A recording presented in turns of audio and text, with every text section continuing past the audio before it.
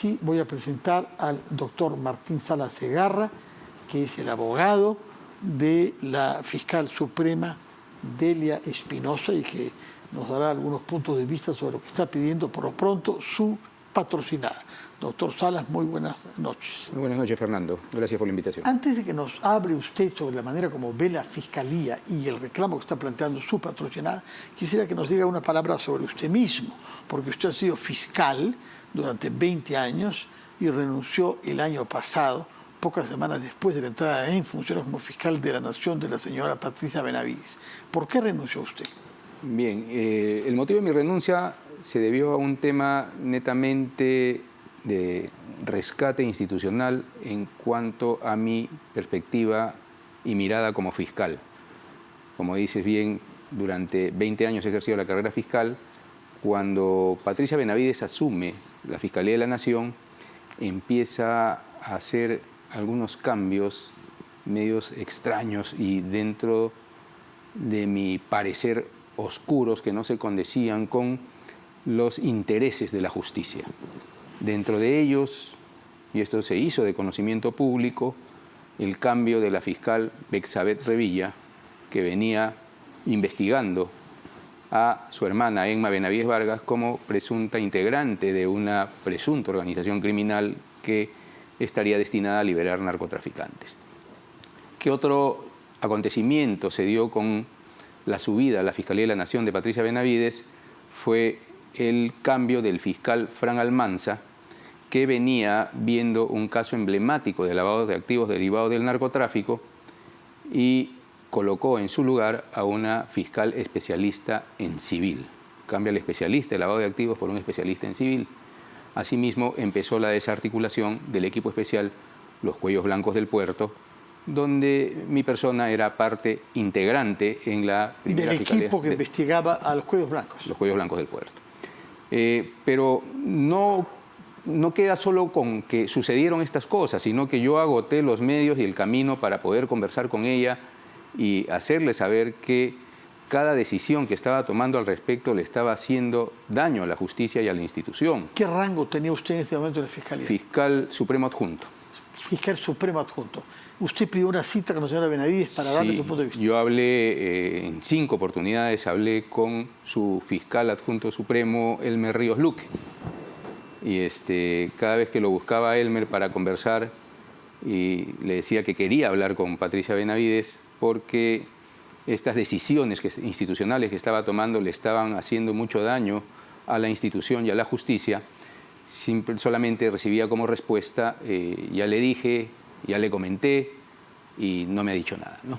No me ha dicho nada. Entonces, en la última oportunidad, que fue la 5ª vez en que fui a buscarla a Pati Benavides y lo encontraba a Elmer Ríos, ni siquiera podía entrar a la antesala del despacho de la Fiscalía de la Nación, ¿no? Yo hablaba con Elmer fuera. Y ahí decidió renunciar. Ahí decidí renunciar. No era posible que usted permanezca, como algunos de sus colegas que tenían las mismas opiniones sobre la señora Benavides, pero que sintieron que era necesario que se queden justamente para garantizar la autonomía y la transparencia de la Fiscalía. Claro, lo que sucede es de que en esta última visita donde hablo con Elmer Ríos, yo le digo a Elmer que voy a renunciar y voy a denunciar, voy a hacer público estos actos que están golpeando a la justicia. Obviamente, si yo hubiese permanecido y hubiese hecho público estos actos que iban en contra de la institución y de la justicia, mi suerte hubiese sido otra. Siendo fiscal en ejercicio con el gran poder que tenía en ese momento y que tiene hasta ahora, porque todavía es fiscal de la Nación, Patricia Benavides, hubiese corrido una suerte quizás tan nefasta como la que está aconteciendo ahora con algunos de los fiscales que los están sometiendo a procesos disciplinarios, algunos los suspenden, ¿no? De acuerdo. Ahora bien, usted ha asumido la defensa de Delia Espinosa, que es la 4ª fiscal suprema. Solamente que no puede sesionar en la Junta de Fiscales Supremos, solamente hay 3, el doctor Villena, el doctor Pablo Sánchez, que fue fiscal, y la doctora Benavides, puesto que Soraya Ábalos ha sido inhabilitada. Solamente hay 3. Y la doctora Espinosa no puede sesionar porque ha sido destacada al Jurado Nacional de Elecciones, donde debe haber un fiscal supremo, de la misma manera que un juez supremo que la preside, que preside esta autoridad electoral. ¿Por qué la señora Espinosa quiere dejar sus funciones en el Jurado Nacional de Elecciones y regresar a la Junta de Fiscales? Ya, para ello es importante conocer los antecedentes fácticos de su salida hacia el Jurado Nacional de Elecciones, ¿no?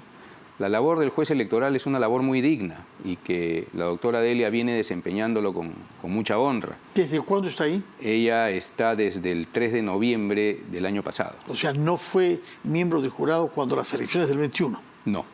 Después se incorporó. En el reemplazo de otro fiscal supremo. De la doctora Maish, fiscal supremo provisional que estaba con el encargo de ejercer la labor de juez electoral por parte de la Junta Fiscal. ¿Quiere decir que se puede destinar a esa función a un fiscal supremo provisional? Por supuesto, y también a un fiscal jubilado o cesado, ¿no?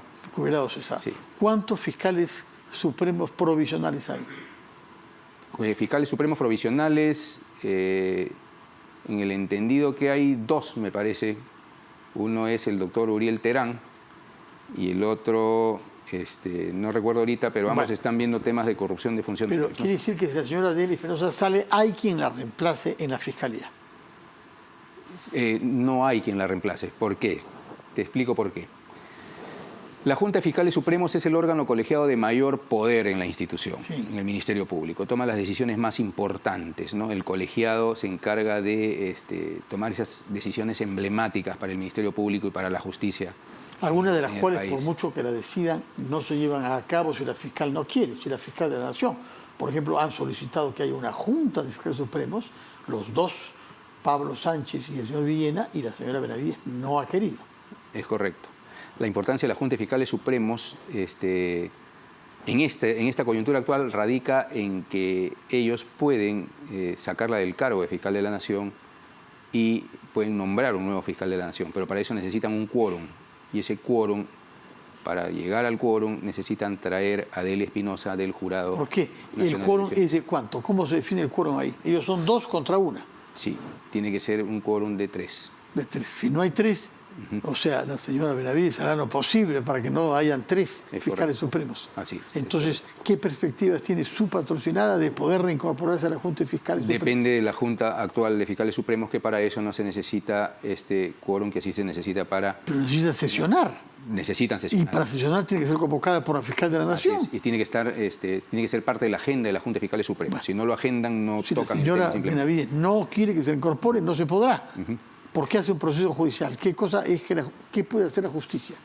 En este momento lo ha contratado usted como abogado. Así es, correcto. Con la experiencia de fiscal que tiene y con la mala opinión que tiene sobre la señora Benavides para que la defienda. Pero ¿qué argumento judicial puede valer para que su patrocinada se reincorpore a la Junta? Bueno, mira, la coyuntura, Fernando, la coyuntura es complicada ahora, ¿no? Porque vemos que en la institución se está investigando una presunta organización criminal que tiene nexos, que tendría nexos en el Congreso de la República y no está lejos aquellos nexos que se pudiera tener en el Poder Judicial. Es por eso que dentro de mi mirada como ex fiscal y como abogado penalista, viendo esta estructura que plantea Marita Barreto en su hipótesis de organización criminal, el Poder Judicial no es ajeno a ello.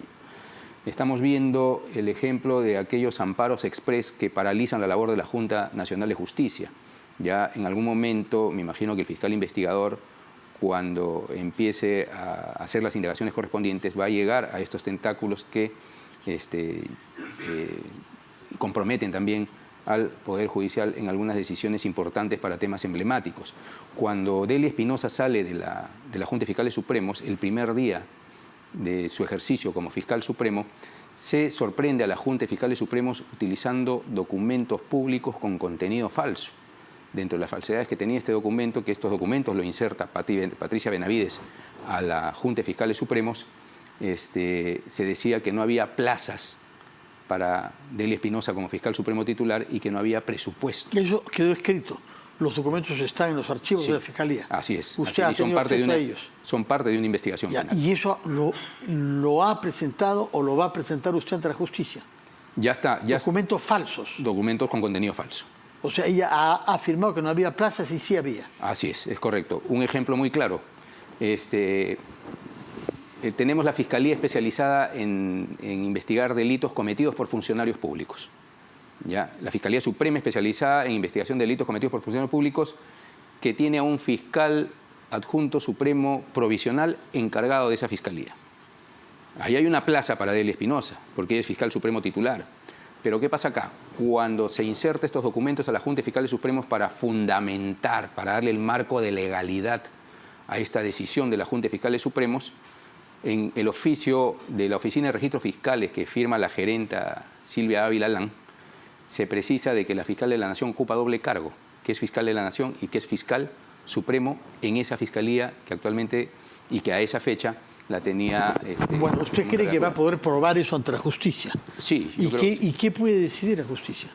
La justicia al respecto va a tener que sancionar en su momento, ya cuando esto prospere y llegue al Poder Judicial, con una condena para los involucrados, ¿no? Dentro de ellos esta gerenta que tuvo la osadía, ¿no?, de... Ya, a ella se le puede condenar más fácilmente, pero me imagino que tendrá algún tipo de protección y de inmunidad a la señora fiscal de la Nación si que la justicia intenta condenarla. No, hay un procedimiento especial para altos funcionarios que si es que se llega a determinar que usó dolosamente estos documentos con contenido falso para un fin que era sacar a Delia Espinosa de la Junta de Fiscales Supremos, obviamente va a tener que responder por ello ante la justicia. Pero ¿hay que levantar alguna inmunidad? Sigue un proceso de antejuicio. ¿Dónde? En el Congreso. Congreso de la República. ¿Y qué ha pensado usted para eso? Usted sabe que el Congreso no necesariamente es de una limpidez y de una transparencia democrática absoluta, ¿no? Es correcto, sobre todo ahora con estos nexos. Pero entonces, ¿qué va a hacer usted? ¿Cómo va a poder prosperar ese juicio? Porque todos los caminos conducen a ciertos bloqueos. La señora Benavides ha sabido actuar para estar blindada, ¿no? Yo siempre he dicho de que esta presunta organización criminal no está en el Ministerio Público. El Ministerio Público es un tentáculo de una gran organización criminal que está encriptada en la estructura del Estado. ¿En qué otros órganos del Estado? Empezando por el Congreso. El Parlamento es el que tiene el mayor poder ahorita. ¿Y después?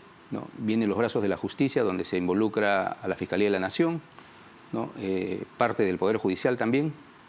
Sin ir muy lejos, algún ejemplo al respecto, vamos a ver que el juez Juan Carlos Checlen, juez supremo provisional, que ahora ejerce una labor de juez de investigación preparatoria y trabaja directamente con el fiscal Uriel Terán, que es el que investiga a la hermana de Patricia Benavides, está investigado por Uriel Terán por presuntos actos de corrupción cuando fue presidente de la Sala de Apelaciones de Piura.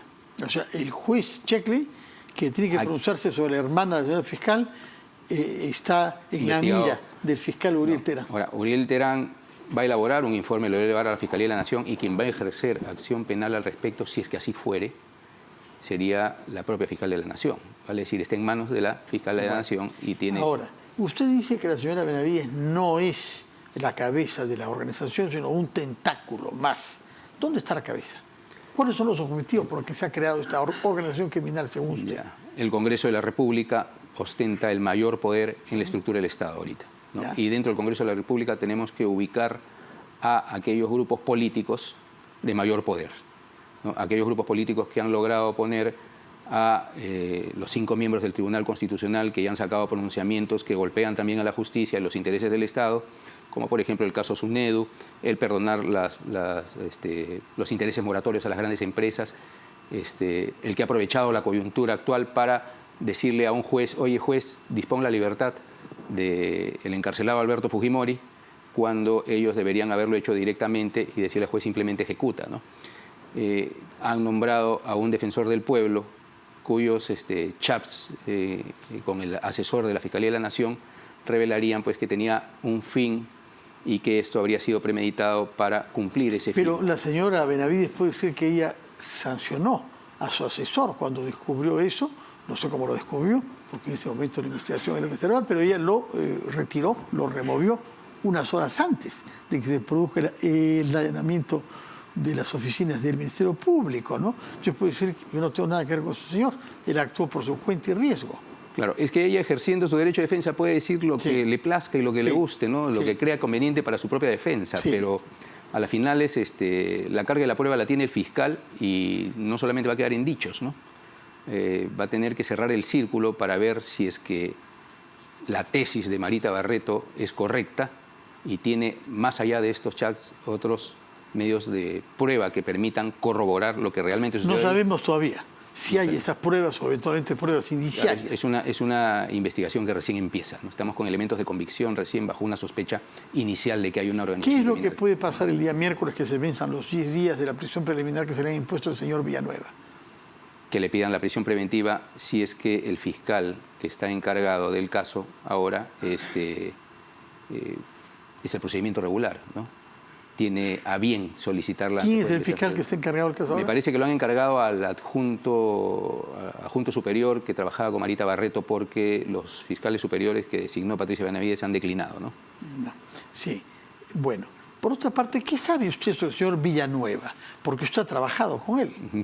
En primer lugar, él ya había estado en la Fiscalía hace unos años y fue cesado por faltas por el fiscal de la Nación, Pablo Sánchez, en la época, ¿no? ¿Usted qué sabe sobre eso?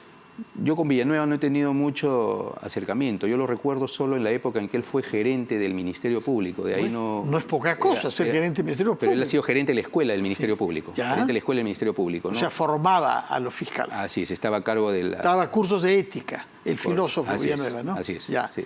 Pero Así no es. supo nada, no supo por qué salió. Más allá no lo recuerdo. El señor Víctor Cubas, que era fiscal supremo jubilado, pero trabajaba todavía en... Lo como asesor también. Sí, asesor, nos dijo que él renunció en cuanto vio que regresaba este señor que había sido sancionado por faltas cometidas unos años antes. No sabe nada de eso usted. No, en realidad sobre Jaime Villanueva hace poco, como te comento, Fernando, no he tenido mayor cercanía. ¿No? Ahora, respecto de la señora Benavides, que usted sí conoce a lo largo de su carrera, son de la misma generación y es un par de años más mayor que usted, ¿qué es lo que cree que la motiva? El interés propio. ¿Cuál es? Versus la justicia. ¿Perdón? El interés propio en vez de la justicia. Ya, pero... mantenerse en el cargo, mantener el poder. Ya, pero ¿por qué esta tenacidad y esta fuga hacia adelante? La señora multiplica los recursos para no ser investigadas, busca apoyos políticos, etcétera, se enfrenta con la presidenta a la que denuncia constitucionalmente, etcétera. ¿Qué la motiva? ¿Cuál es el primer paso en falso que ha hecho que ella, según usted, siga dando otros pasos en falso después? El mantenerse en el cargo, definitivamente. Y si vamos a ver el tema de la organización criminal que se encuentra en la estructura del Estado, esto empieza ya no de ahora con lo que ha señalado Marita Barreto, ¿no? Vamos a ver cómo se ha dado paso a paso todo esto, no solamente con los lobbies que se han hecho a través de los asesores para el nombramiento de funcionarios, dentro de ellos el defensor del pueblo, sino las negociaciones que se habría hecho debajo de la mesa para, por ejemplo, obtener una modificación de la ley orgánica del Ministerio Público que le prorroga el mandato a Patricia Benavides de 3 años a 5 años, como la modificación de esta misma ley orgánica que le permitiría a Patricia Benavides insertar fiscales provisionales en la Junta de Fiscales Supremos para tener, obviamente, mayor manejo. La ambición personal es parte del perfil de ella, ¿no? El mantenerse en el poder. ¿Cuánto pesa en todo este caos que se ha generado en la Fiscalía el caso de los cuellos blancos del puerto? Definitivamente, desde que se desarticula el equipo especial de los cuellos blancos del puerto, se debilitan los casos, ¿no? Hay personajes aforados, ¿no? Que estaban dentro del artículo 99, que son investigados en los cuellos blancos del puerto y que... ¿Es público eso? ¿Se sabe quiénes son?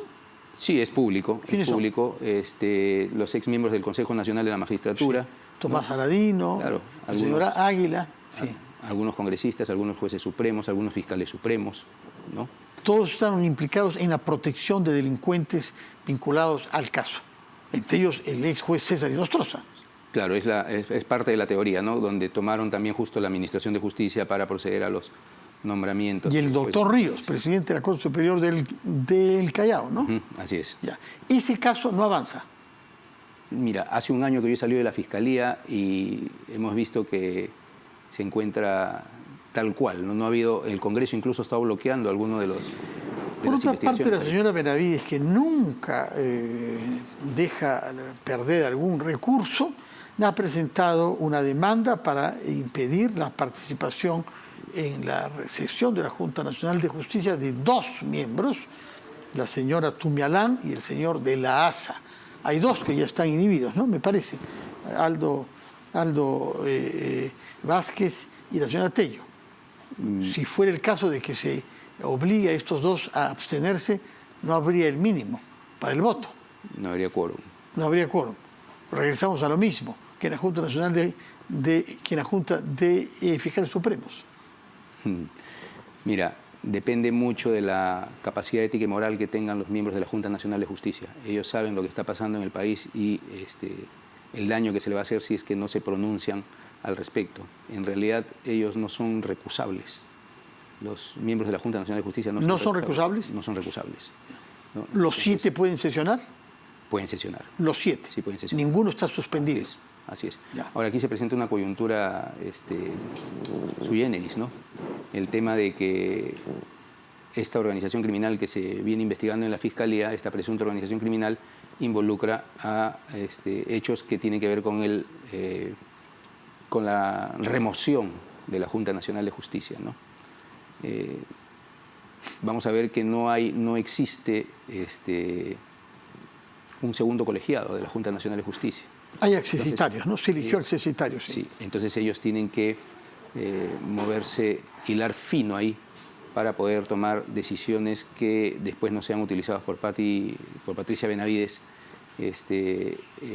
para poder bloquear una vez más a la Junta Nacional de Justicia, ¿no? De acuerdo. Permíteme que le pregunte, usted es hermano del exministro Alejandro Salas, quien era una de las personas más allegadas al presidente Castillo, ¿no? Así es, y que lo defendía con más énfasis. Él sostiene que no ha tenido ningún papel que jugar el 7 de diciembre pasado, cuando Castillo intenta un golpe de Estado. Hoy hemos visto a Castillo defendiendo un habeas corpus que se ha presentado para ser liberado. ¿Cuál es su opinión jurídica sobre la situación de Pedro Castillo?